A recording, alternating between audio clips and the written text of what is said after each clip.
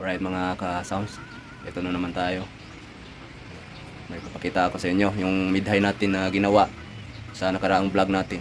Ito na, tapos na. Nilagyan na natin ng speaker. Yan. So i-sound check natin. Yan. Bali order lang to ng customer natin mga ka-audio. So hindi pa niya nakuha dahil hindi pa niya nabilhan ng bagong speaker. Itong speaker na ating nilagay sa loob mga ka-audio. Yan. T12 na rewind lang yan mga ka-audio. Yung luma nating speaker, ni-rewind natin para ma-test natin. Yan. Yan mga ka-audio ang loob. Yan ang speaker natin, loob ng speaker. Yan. Ni-rewind ko yung dalawang speaker ko na reduce para maka-sound check tayo. So, pakinggan natin mga ka-audio. I-play natin yung music natin. Pakinggan natin kung okay ba. Yan, play na natin mga ka-audio. Yan ang speaker natin.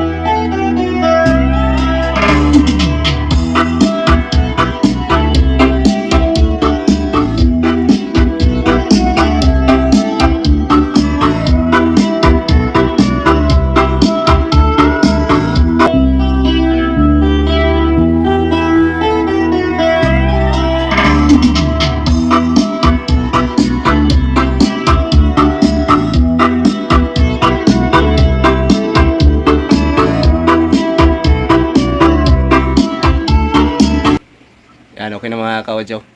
O, napakinggan na natin. So, di natin tinodo yung music natin dahil copyright yun mga ka-audio. Hanggang intro lang tayo. Yan. So, mga-copyright tayo.